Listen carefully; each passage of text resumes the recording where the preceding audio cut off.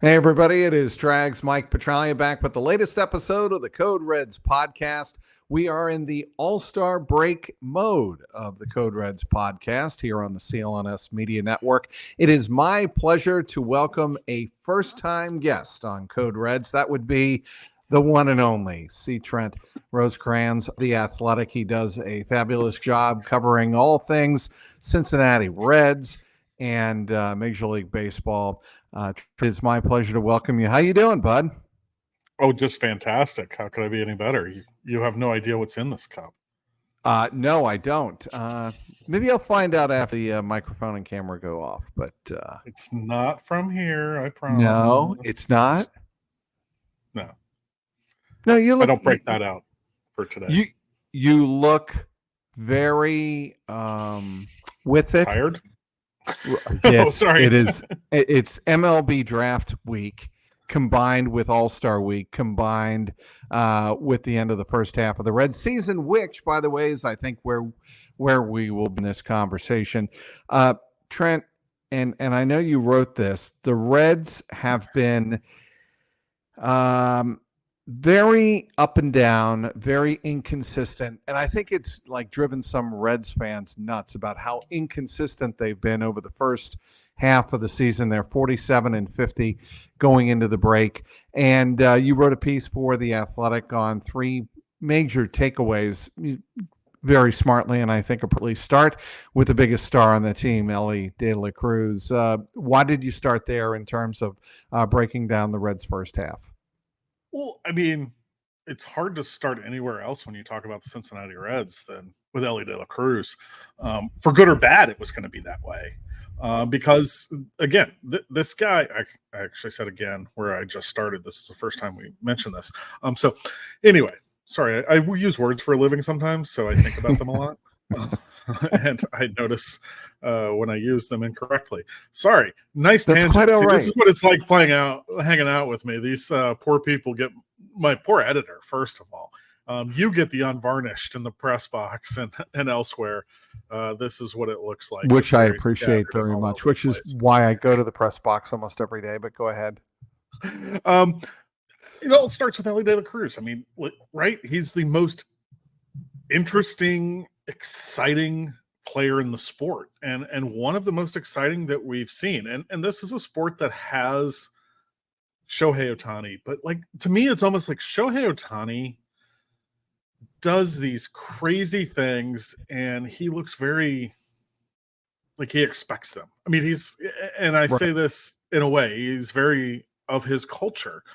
It's a culture that I'm pretty familiar with. I mean, I lived in Japan for a couple of years, so I've been around. But he's very straightforward, and you're going to see amazing things that you've never seen, and he's going to be kind of traditional. Whereas Elly De La Cruz is not only is he just a singular talent, but he just oozes this like charisma and this joy. For a lot of players who are really, really good, and even when they do things that we're not used to seeing, they almost seem, I don't know, like it's expected of them. It's professional. And not that Elly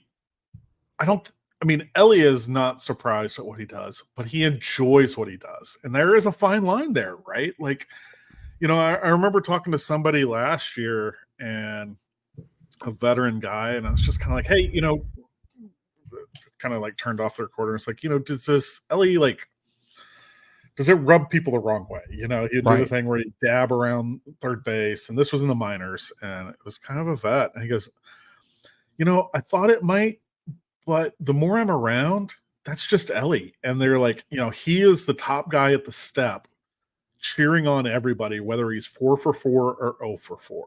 Correct. And we've been in clubhouses. We know the guys, and you'll hear it, that fans will say is a leader or blah, blah, blah. And I'm not talking about anybody current on the team or anything like that. But when they come in, there's certain guys how the team did by how they come into the clubhouse, and there's certain guys that how they did when they come into the clubhouse. And with Elly, you almost don't know, because he is going to find the joy in that, and like find the joy in, like, I'm almost amazed that people can't find the joy in watching him. It's contagious to me.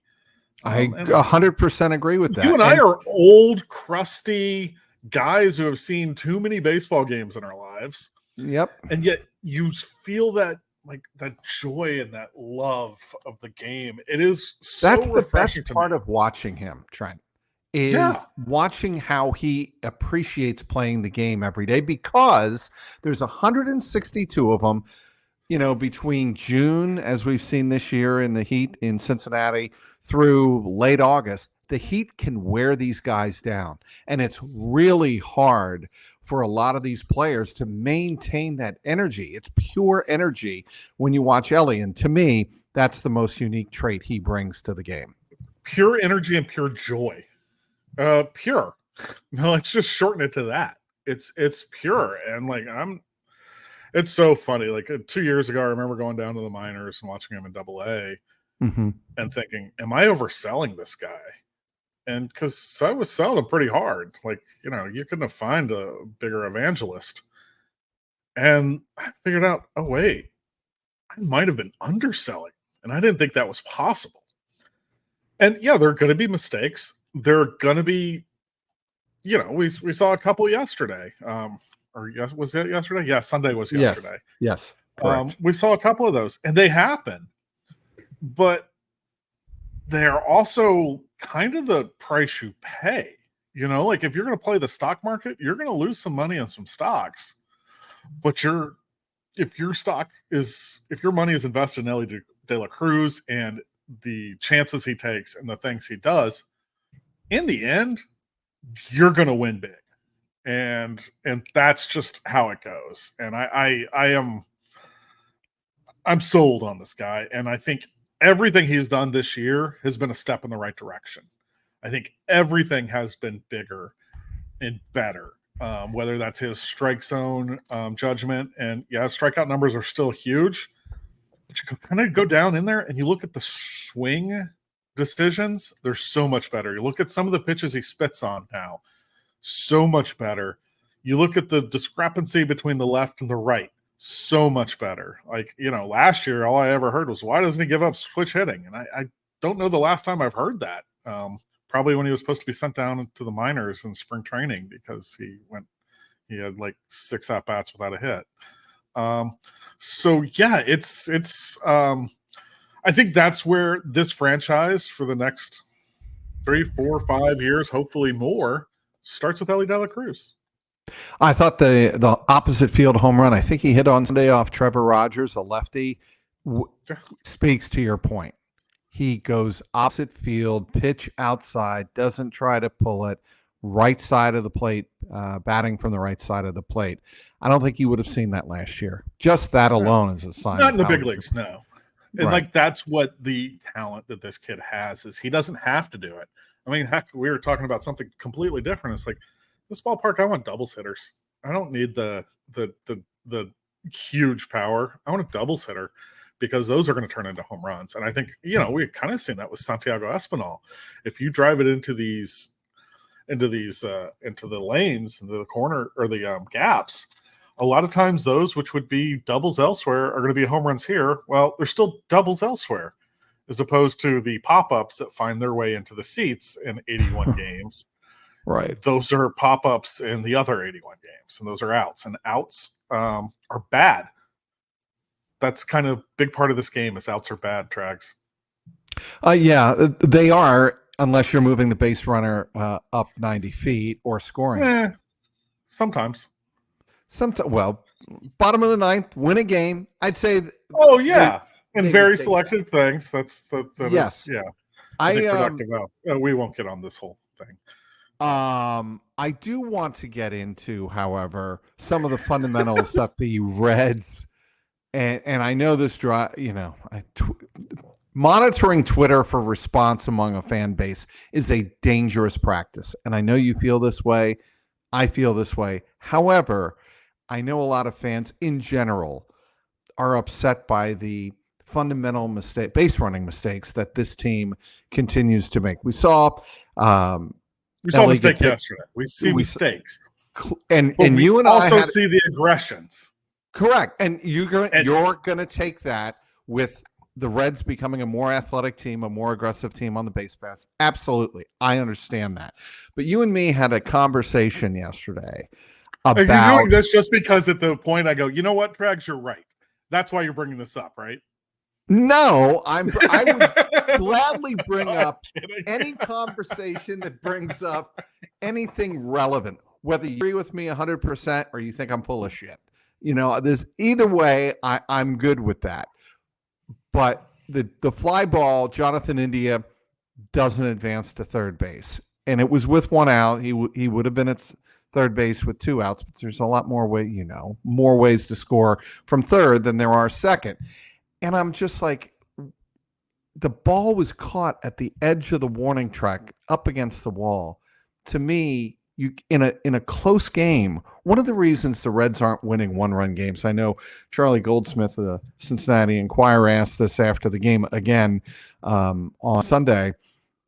They make too many fundamental mistakes at base pass that make a difference in one-run games. That's why I think their record is whatever it is, 8-22, whatever.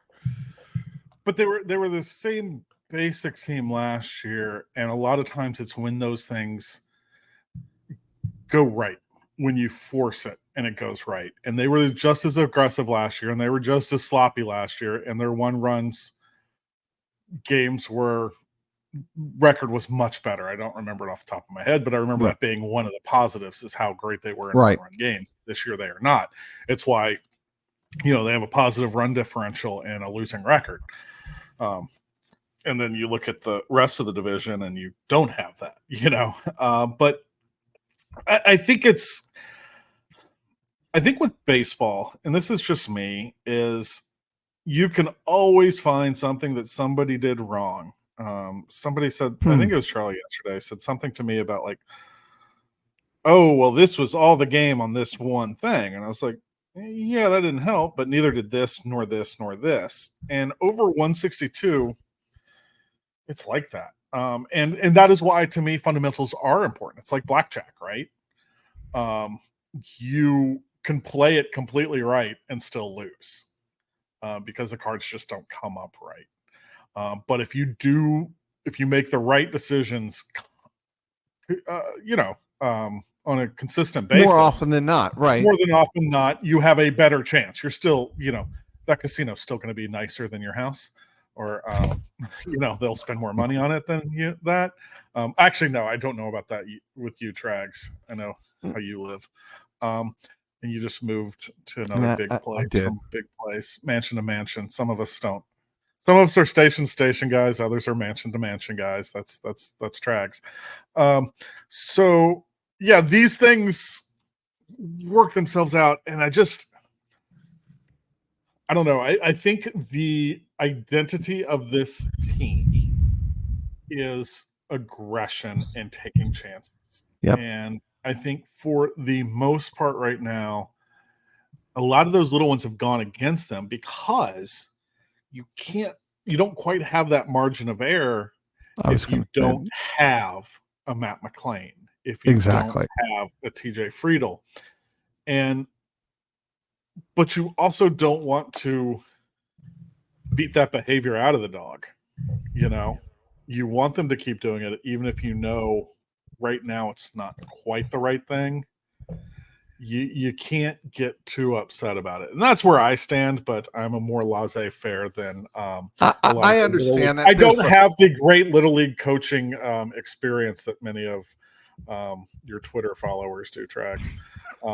I also understand a little bit more that, so often of the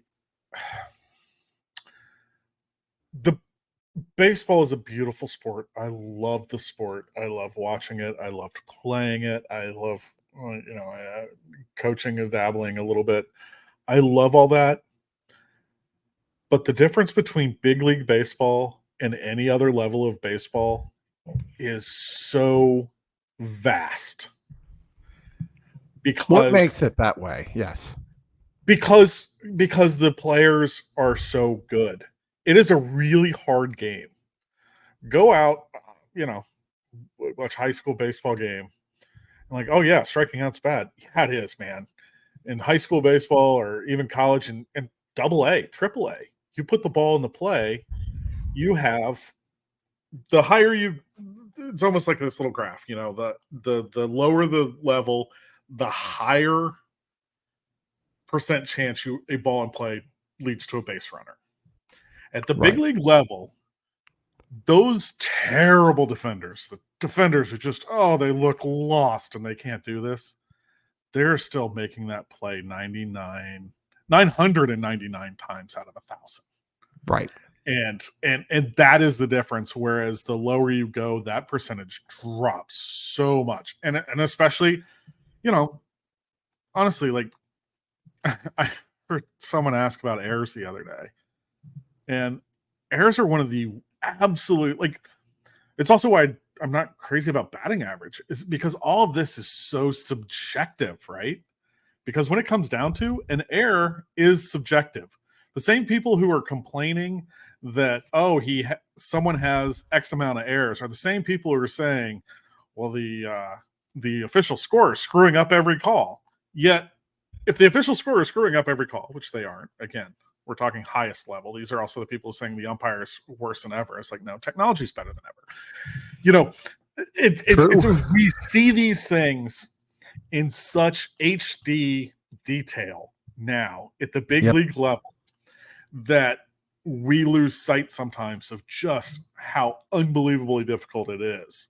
Yep. But that's why these guys are there, is because they make the unbelievably difficult look possible.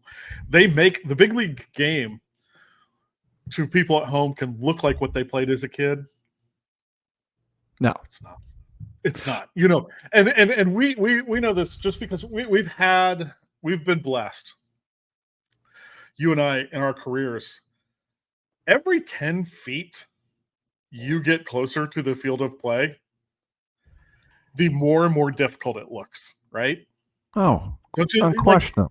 One of my beauties of one of the things I think that really helped me early in my career was, back in the day, I don't know if they still do this because I haven't covered college football forever. Last 5 minutes you got on the field, because you would stay and watch the last 5 minutes of a game on the sidelines. Right. And I'm sitting there watching SEC football and going, oh my God, I can't keep up with this. The internal clock, the speed is the biggest thing. It's like a foot of distance almost feels like a second of difference of time. The further away you are, the slower everything is, that a manager can do this or that, or whatever. And even a couple years ago, I went to New York. I'm sorry, I'm rambling, and I don't even know it's your platform, C-Track. Continue. No, it's your platform. It says it right here. It's yours. No, I'm giving it to you today, C-Track. So a couple years ago, I got to go to New York and sit in the replay booth. Yep. Replays, man, those are so easy when you're in the press box. Like, how could they change that? You go into that replay booth in New York, and you have you have all these different views. You can ask for everything, but they also have a clock. And I remember before I went in there, I was like, if you can't see it in the first 30 seconds, then what are we even doing here? They put me in that seat, and like, hey, you have, I guess, 45 seconds, whatever it was at the time. And at the end, I'm guessing, even with everything I saw. Scary. And it is really weird. It's kind of like, I'll put it another way. It's almost like my Hall of Fame vote. People ask me all the time, is this guy a Hall of Famer? And I go, I don't know. I don't know until I sit down to fill it out. Because it is different when you have that paper ballot. And I love Twitter every year. They still use a paper ballot? Thank God they do. Because it is very different when you sit and you write a pen and you check that name. Very I will much. copy. I do this, Trags. I make a copy of the ballot. And before I mark the real one, Yep. I will do it just to make sure it looks right. I think do that's a that wonderful every idea. time. Because I will sit there, post it, look at it, take a step back and go, is this really it? Am I comfortable with this? And I try to do my homework on that. I love the Hall of Fame. I always have. I've always loved those arguments. I actually dislike them more now that I have a say in it, because it is hard. It is difficult. And I mean, some are easy. Like, I have a notebook that I handwrite in every year. It's the same notebook I've used the entire time I've been a voter. Some guys, it's just blank, because Ken Griffey Jr., I didn't waste any time looking at that. Derek Jeter, and I'm someone who has called Derek Jeter maybe the most overrated player ever, and now I think he's so overrated that he's underrated. It's just kind of dumb, but it's real. I didn't waste time on that. Pedro Martinez, I don't waste time on that. But these other guys, I spend way too much time. Todd Helton. Yeah. Todd Helton, I spent a lot of time on. I bet you did. Yeah. And I voted for him. Larry Walker, God knows how much time I spent on Larry Walker over the years. I've always come out on the side of like, yes, and thank God it finally did. But like, those are the things. And like, honestly, you hear. Sorry, I'm looking at my. I have a whiteboard that I write on story ideas and things. Mm-hmm. Even like a guy like Harold Baines, who's become like a punching bag. Right. Or Jim. I mean, God knows nobody's probably happier that Harold Baines got in than Jim Rice. But these guys were great freaking players. Right. And like, to use Harold Baines as some kind of weird thing about, oh, people don't deserve this. Harold Baines was a great, great player. Right. We're talking about, and this kind of all ties in now, maybe. I guess your audience can be the judge of this. Continue. Yes. It all does tie in, that the worst player in Major League Baseball is better at baseball than you or I will be at anything in our lives. That's a great perspective, because, and the reason for that is, I believe, if you don't mind me expounding, is that person, that player, that athlete had to work so hard to get to the lowest level of the highest, of the most elite people who do what they do. I pride myself as, one of the best at what I do. I take great pride. I think I do a really good job in terms of the quality of product. I know you do, but it's just the effort that it takes to get to the most elite level, and they're in the elite level. That's your point. And here's this. Oh man, this is a beautiful segue, right, Trags? This goes to the draft, NFL draft. You're saying, oh, we really need a cornerback right now. We're going to go with the best corner at 7. For Major League Baseball draft, you could have a great player that you are sure about, that you take at number 1 or 2. Then that's only getting in the door. You still have to go through several levels to get to the top floor. You have to earn your way up to the 2nd floor, the 3rd floor, the 4th floor before you get to the penthouse. And guys aren't, you see guys all the time who make an NFL roster because of where they were drafted. Correct. Meaning they earned that in college. They earned that with their tape or whatever. There are very few guys, if any now, who do that with baseball. You are 1-1, and you will have advantages coming up. But you're no longer on the big league roster. I mean, you're not guaranteed a spot on the big league roster. It is right. It is not. It would be absolutely unheard of and impossible to think of NFL 1-1 guy, and I don't think they use that terminology like baseball does, to have never appeared in an NFL game. If you're a first rounder, it's nigh on impossible without, felony convictions or something like that, anything that happened off the field or injury, to not say, hey, I played in the NFL. Major League Baseball, you still there's work to be done. Right. But you then have to earn it. Correct. And, I not going too deep into the weeds here, but what the hell? We're there now anyway. Well, I think I led us into the weeds, and hopefully there's some machete somewhere. In the Jungle, and that's a different podcast across promotional podcast reference. That's why it's the best in business, folks. In football, it is the team's almost obligation that if you take a player in the first, let's say, 6 rounds, 5 rounds for sure, you're not giving up on that player because you spent draft equity and draft capital on said player. You're almost obligated to keep the top 5 picks for 2 to 3 years. That is not the case in baseball, and that's where the two diverge like that. Let's get into, and I loved your question of Chase Burns, the Reds' first-round pick, number 2 overall, and you asked him, I think it was the first question you asked him on the Zoom call. Some of us were surprised that you were taken. Were you? And that's because I think a lot of thought that, obviously Charlie Condon was there on the board from, you're appropriately wearing the cap, from Georgia.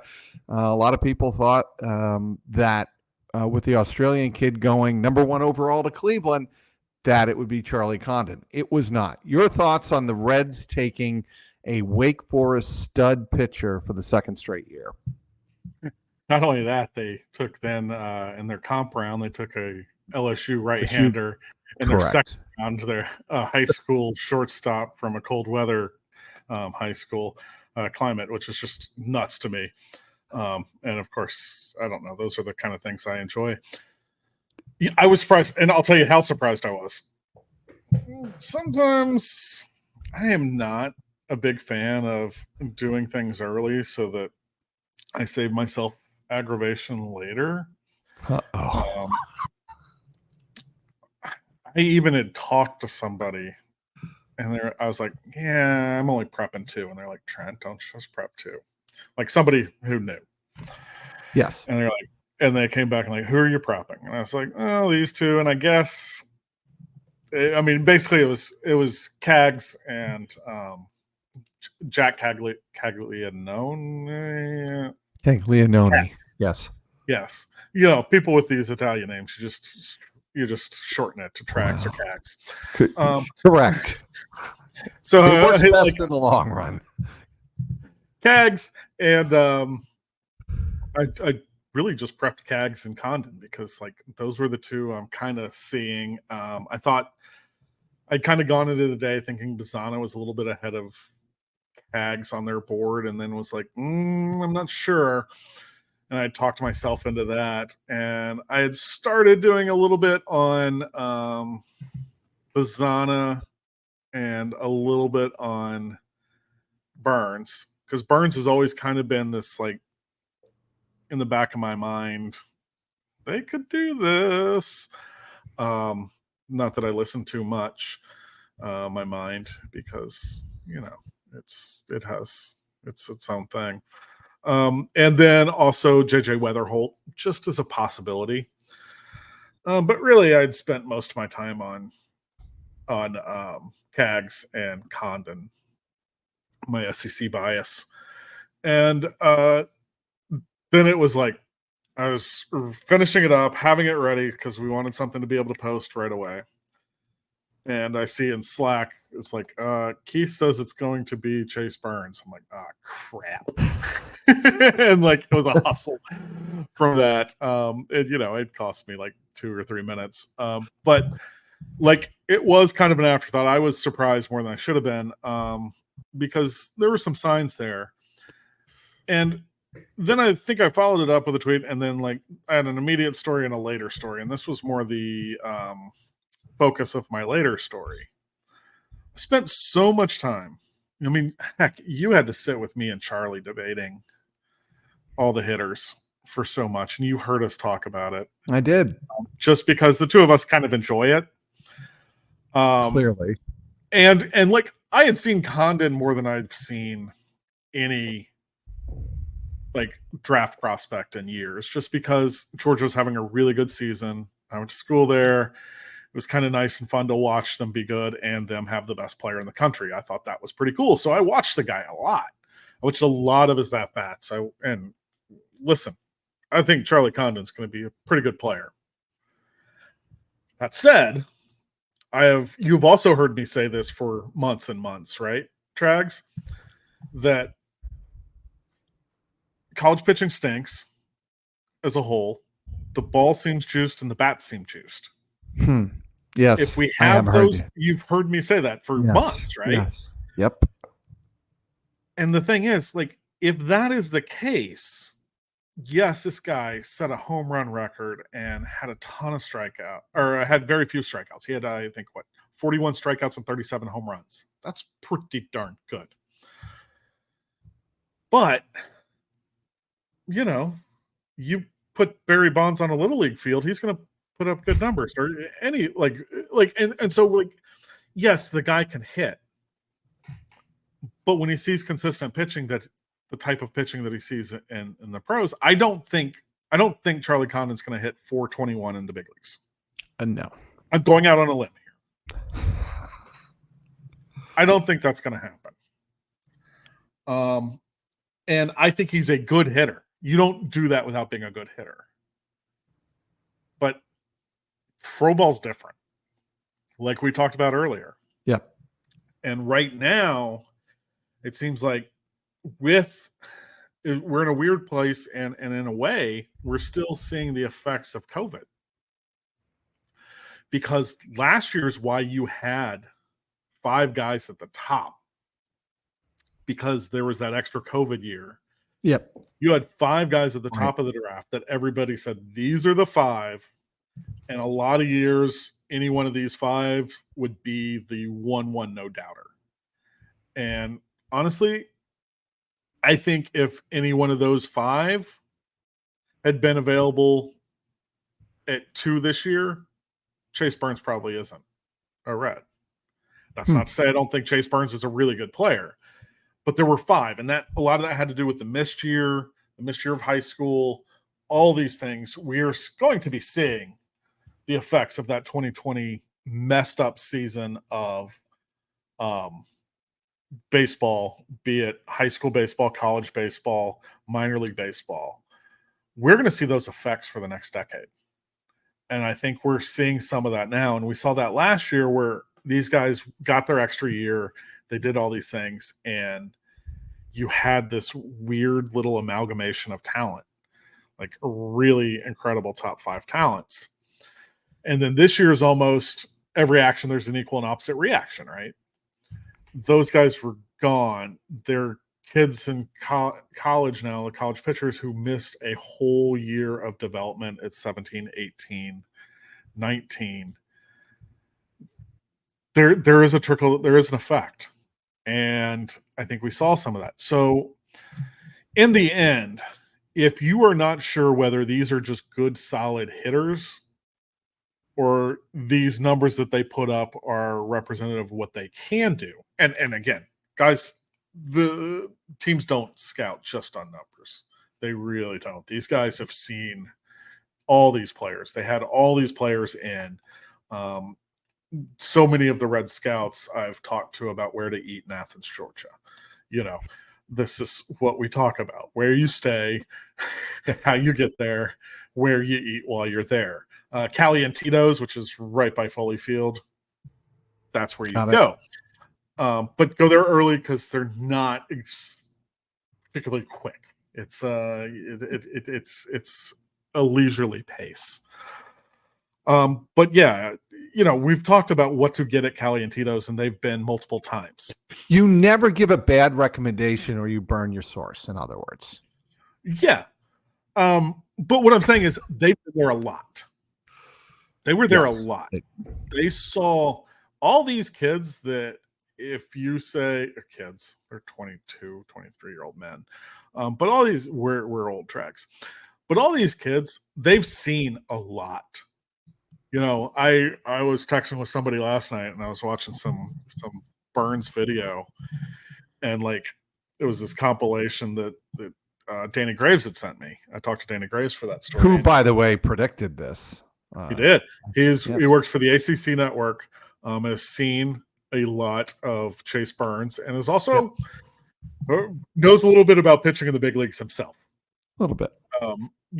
This is a guy who is a good big leaguer, had a very good career. So he sent me some of this tape that he had for the breakdowns that he used. And it's funny, I sent one of them. There's this slider to a kid who had a great year for Florida State, who took one of the most ridiculous worst swings I've ever seen on a baseball field. And I coached in CPS baseball team this year. It was ridiculous on the slider, like just jelly legs. Like it almost looked like he was so fooled he didn't remember how to swing a bat. A guy who hit like 330 in the ACC. And it's like, I sent that to a couple of the Reds people, and they're like, yeah, that was one of the games we were at. We were like, there was a lot of Duke and Florida State. We were at Duke and Florida State. These picks are very difficult, but they're not done without homework. Right. And so I don't remember where I started, but my point is, if you're unsure about the bats, 191 strikeouts in 100 innings in a year of generational offensive output. So to me, it's like Pedro Martinez, right? Pedro Martinez, how great was Pedro Martinez? He was unhittable when there was no such thing as unhittable, when everybody was hitting 80 bombs. Anytime anybody brings up Pedro Martinez to me, and I obviously remember the 99 All-Star game at Fenway. I was there for that. Me too. And that season to me is the greatest single season any pitcher has ever had. And I know people will bring up Gibson. Oh, the year of the pitcher? Yeah. Again, that's exactly the point. Yeah. Oh, you mean he was great when all the pitchers were great? Correct. And Bob Gibson was the Hall of Famer, great, one of the Mount Rushmore of pitching. That said, he did it when they had to change the rules because all the pitchers were doing it. Correct. Pedro did it when they had to change rules because the hitters were all doing it. And that's almost what Chase Burns did. And there's something to be said for that. Well, I want to wrap up here because you've been so generous with our time, and you've had some voluminous answers. How excited should the Reds be about these names, both at the major league level and in the system? They now have the potential of Hunter Green, Nick Lodolo, Andrew Abbott, Rhett Lauder, Frankie Montas. I mean, he's obviously a free agent, but he's in the rotation. Then they have Brandon Williamson, who we have not seen at all this year. We haven't even talked about him, which, pretty much speaks to the depth. And Graham Ashcraft, who may or may not become a closer someday. That's a topic for another podcast. In the system, Rhett Lauder, Connor Phillips, Chase Petty, Ty Floyd, as you mentioned, the teammate of Luke. They were Pullman. teammates, actually. Oh, they weren't. That's right. They were not. Just as Rhett Lauder and Chase Burns weren't teammates. Correct. NIL years. Yeah. And Julian Aguiar. That's a lot of pitching. Like, you didn't mention Lyon Richardson. And I did not mention Lyon Richardson, although he is. Where is? He's struggling. There he is. Chase Petty is having a really bad year. Yeah. But those are things like, I don't know. You'd rather have them the bad years in AAA after they've had a touch of success in the big leagues. And Rhett Lauder's also struggled when he made the adjustment Yeah. from high A to Dayton, high A to Double A. Chattanooga. Yeah. Right. And that is part of the process that we talked about. Rhett Lauder, though, man, I don't worry about Rhett Lauder. No, I don't either. You and me both saw him in Burns. spring training. In spring training, okay, so I tell this all the time when I talk to guys, and we're not scouts, but there's always that leap from what you see on paper to what you see on the field. And there are intangibles. I believe greatly in them. And this really got me in 2020.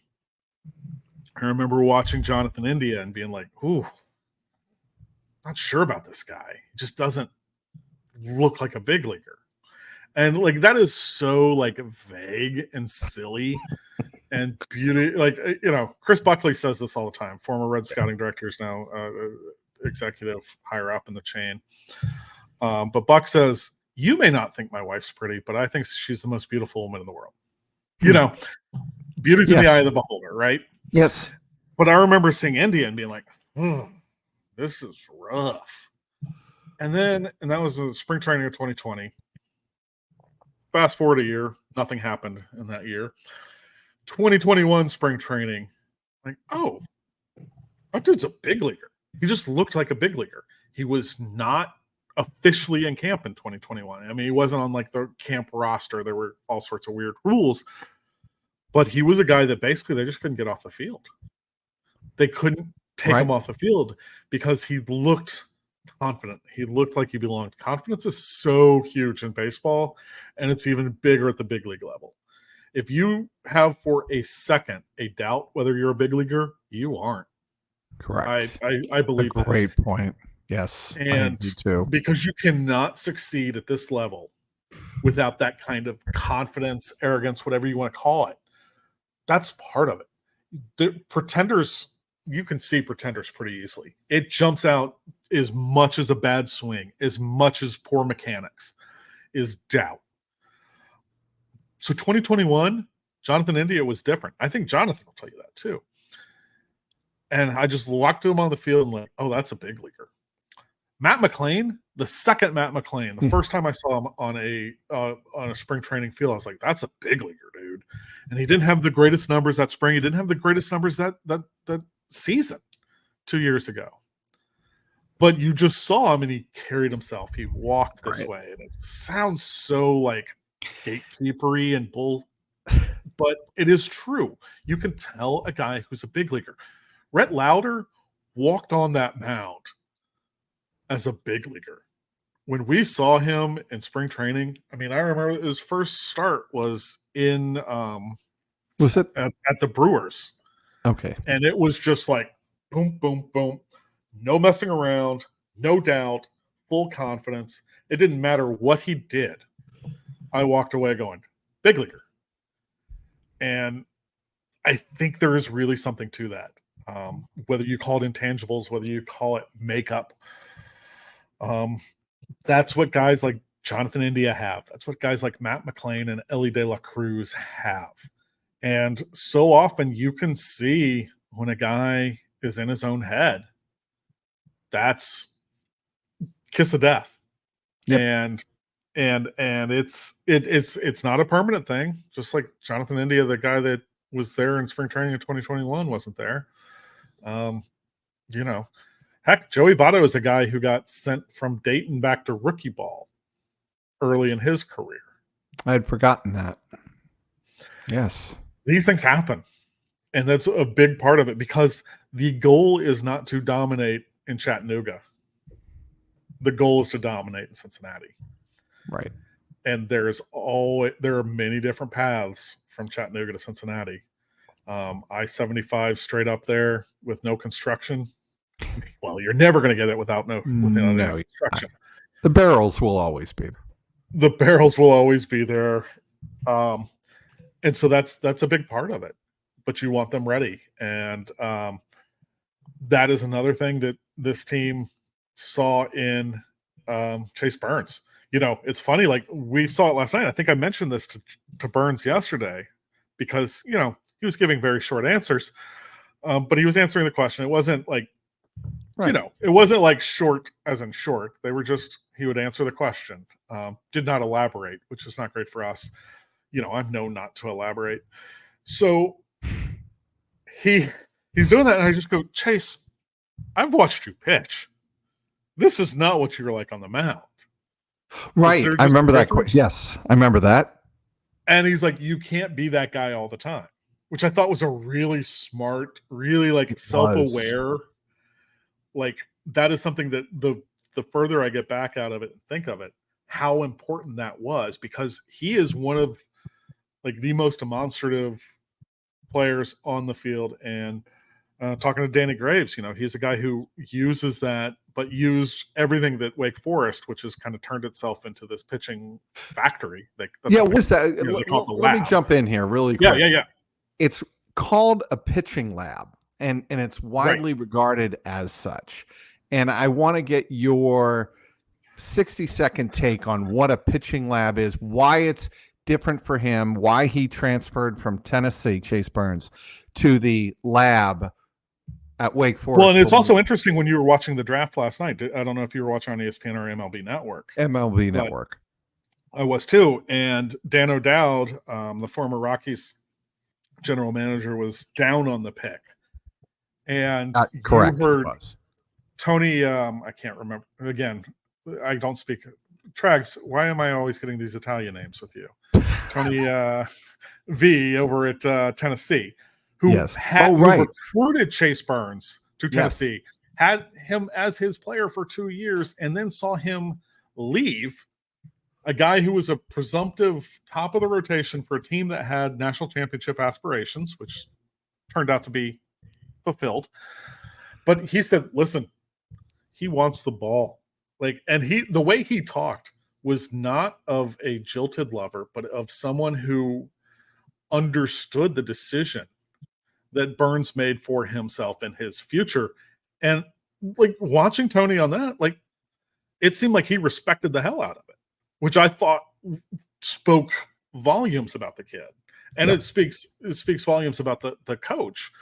Just kind of also a good business decision to not crush the guy who leaves you. Like, hey, if you come and you find something better, go. We're cool. Again, all those things play into it.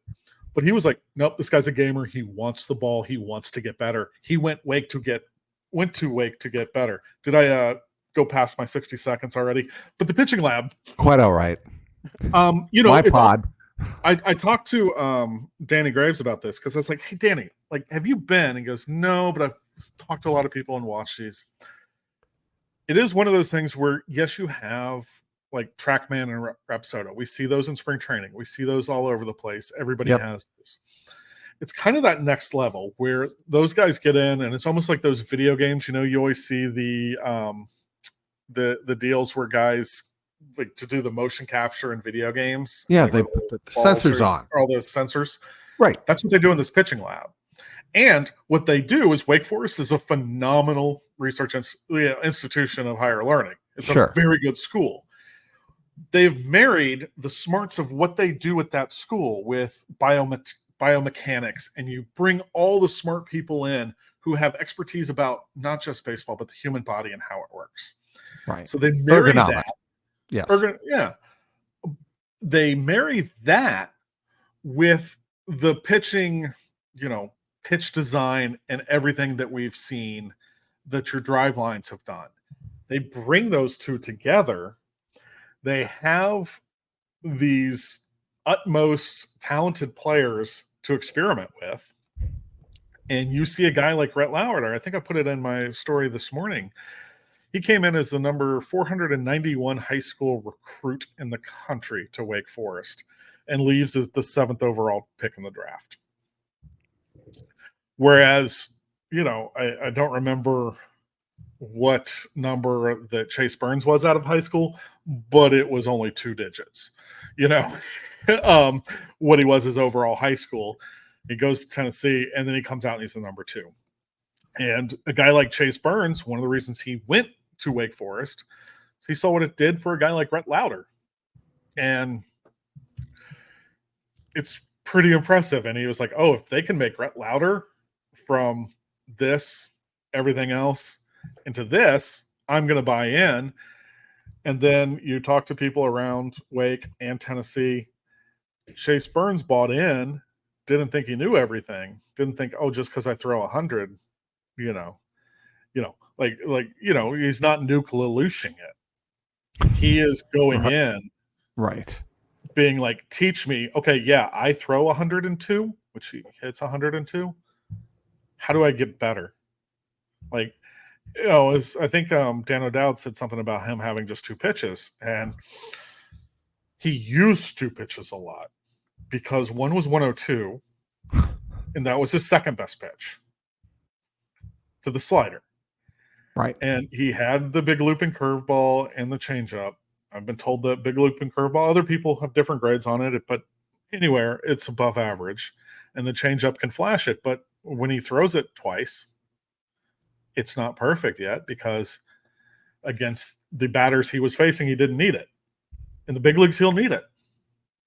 But there's a confidence because of all the research they've done, all the work they've done, that they think, okay, he can come in and do that. Like, I mean, heck, we're seeing it with Hunter Green and some of those other pitches. Some days they just shelve them. And other days it's the splitter that makes him effective. That's what you have to do when you pitch every 5 days versus every 7 days. That's what you have to do when you're facing lineups where the number 9 guy may not look like the number 2 guy, but he's still a guy that can hurt you. And so that is a big part of it. The dumbest things, the most idiotic things in the world to me are immediate draft rankings. I think they're silly in football, but they make sense in football. In baseball, they're laughable. If you have a take on a baseball draft, either you're doing it because your bosses want the views, which I know people are there, or you're an idiot. Like, you don't know. You don't have no idea. You're drafting any draft. Look at any first round in the last 20 years. Pick anyone. I don't care. You're going to be like, they did that, or are they idiots? I was like, no. It's like doctors. Like, people think just because a guy's a scout, he should see the future, or just because he's just because you're a scout doesn't mean you're Nostradamus, and just because you're a doctor doesn't mean that you're going to fix everything. And if you don't fix something, it's because you're terrible. There's a lot of gray area in those things, and scouting's hard. I mean, yeah, 5 years later, I was once told, what idiot didn't take Mike Trout 1-1? I was once told by someone not in baseball but in another sport that drafting a baseball player and projecting him to be a major leaguer is the single most difficult assignment of any player development person in any sport. I would disagree. I would say that's number 2. Number 1 is wow. Congratulations, Trent. Number 1 is the international scout. Oh, okay. Because you're then talking about a kid from other countries, right, at 16. So that is like, that's how you sign, like, oh, how much do we have left over? We saw this kid, but his coach was like, I don't know. Hey, this other kid, you might want to just take a flyer on him. You give him $65,000, which was all that you had left that you had to spend in the last day. And he turns out to be Elly De La Cruz. Right. I mean, it's just silly. Like they say, hitting a baseball is the hardest thing in sports. Hitting on a 16-year-old who can hit a baseball. And these deals are usually agreed to for the most part when these kids are 13, 14, 15. Yeah, that's impossible. But your point stands. Player development in baseball is so much more difficult than any other sport. It really is. Well, we have to wrap it up. You've been so generous with your time, and you need to regroup, I'm sure, take a rest, and get ready to cover the rest of the MLB draft that goes on through Wednesday. Nah, it goes through Tuesday, but nobody cares after the first pick. Yeah. Okay. just because I want to rant. Do you think it's a good idea to have it right during? Oh God, All-Star no. break? Okay, Oh, no, God, I no. don't either. The only there's one person who likes it, Commissioner Rob Manfred. Everybody else in baseball hates it, thinks it's terrible. They have 100 different reasons, all of them more valid than the reason why it's where it is. I mean, heck, even then, it's like, you know what?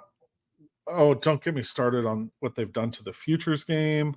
Like, why don't we play that Wednesday? Maybe, I don't know, and maybe play 9 innings, because they do that in baseball and pro ball. I don't have as big a problem with that as I do the whole stupid. Play it on Wednesday. What else is going on Wednesday? Thursday.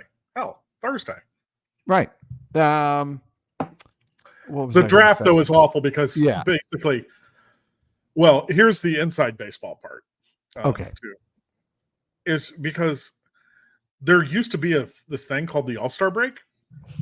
Right. Baseball goes from October or from February to November. And the one spot that you get in between is the All-Star break. Very few people get breaks anymore. It's hard to work in that sport. I mean, it's hard to work to be fair, in any sport now. Well, here's the thing. Anytime somebody says, "Oh, you have a dream job," which you and I think we get told that, and we're right. They're right. Do get told that a lot. I know I do. But we are very, very fortunate to have the jobs we do. I will never argue that. They pay me for a reason. I mean, if I didn't get paid, I wouldn't do it. Right. They pay me for a reason, Trags. You don't pay me, but... Oh, this has been a wonderful podcast. See, Trent, you really, you're the best. Don't ever change. And I am going to see you, I guess, for the Cubs series. The Reds are on the road for quite a while, right? Yeah. I had planned out this big trip so that I could go to Athens and spend some time reporting in Athens. And well, nope. So you want to talk about somebody who's upset about the draft pick? It cost me days in Athens. Because what would have happened? You would have gone down and covered. Worked on a Charlie Condon story. Right. And spent some time in Athens, which is my home that I love dearly. And no, I ain't going to Knoxville. Nope. You're not taking the Orange Barrel drive down 75? I may still, and I was thinking about going to Huntsville to see Chattanooga after the Braves series. Kind of double up. See Rhett Lauder. That'd be interesting. Well, he is Trent Rosecrans, does a great job covering the Reds for the Athletic. Talks a lot, and that's why I have him on this podcast. I'm going to have you back because we haven't even grazed the surface. That's all we've done in this podcast in terms of Reds and baseball subjects. I really appreciate your time, Trent. I really appreciate you, Trags. All right, bud. He is Trent Rosecrans. You can follow him on The Athletic. My name is Mike Petralia, Trags. Thanks for downloading and watching and consuming this edition of the Code Reds podcast on the CLNS Media Network.